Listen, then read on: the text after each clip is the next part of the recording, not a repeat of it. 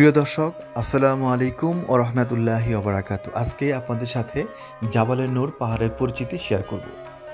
জাবালে নূর সৌদি আরবের মক্কা আল মোকাররমায় অন্যতম একটি ঐতিহাসিক পাহাড়। এটি কাবাগরের উত্তর পূর্বে অবস্থিত। এটি ঐতিহাসিক গুরুত্ব লাভ করার কারণ হচ্ছে নবী করিম সাল্লাল্লাহু আলাইহি সাল্লাম পাহাড়ের গুহায় আল্লাহর ইবাদত করেন এবং প্রথম ওহী লাভ করেন। জাবালে নূর কাবা শরীফ থেকে 2 কিলোমিটার দূরে অবস্থিত। পাহাড়ের নাম হেরা হলেও এটি এখন বিশ্বব্যাপী জাবালে নূর হিসেবে পরিচিত। জাবালে নূর অর্থ হলো নূর বা আলোর পাহাড়, কেননা এই পাহাড়ই আল্লাহর পক্ষ থেকে হযরত মুহাম্মদ সাল্লাল্লাহু আলাইহি সাল্লামের উপর সর্বপ্রথম বরকতময় আলোকিত কোরআন নাজিল হয়, যা শুধু মুসলিম উম্মার জন্য নয়, এটি বিশ্ব মানবতার জন্য নূর বা আলো।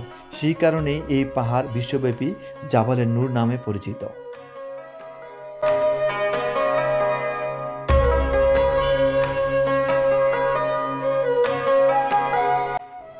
নবুয়তের সূচনা জাবালে নূর খ্যাত এই সেই ঐতিহাসিক গুহা, যেখান থেকে এই ওহী লাভের মাধ্যমে প্রথম শুরু হয়েছিল প্রিয় নবী হযরত মুহাম্মদ সাল্লাল্লাহু আলাইহি সাল্লামের নবুয়তির দায়িত্ব পালনের কঠিন জীবনের শুভ সূচনা।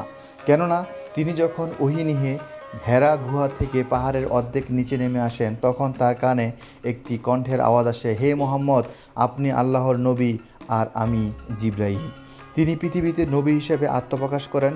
তিনি হলেন আল্লাহর সর্বশেষ নবী হযরত মুহাম্মদ সাল্লাল্লাহু আলাইহি সাল্লাম।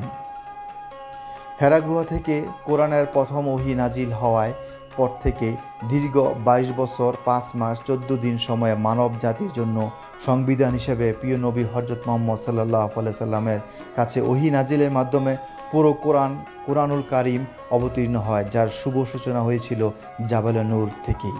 ধন্যবাদ সবাইকে আমার এই ভিডিওটি দেখার জন্য। আমার ভিডিও যদি আপনাদের কাছে ভালো লেগে থাকে, আমার চ্যানেলটিকে সাবস্ক্রাইব করে পাশে থাকা বেল বাটনে ক্লিক করে রাখুন। ধন্যবাদ সবাইকে।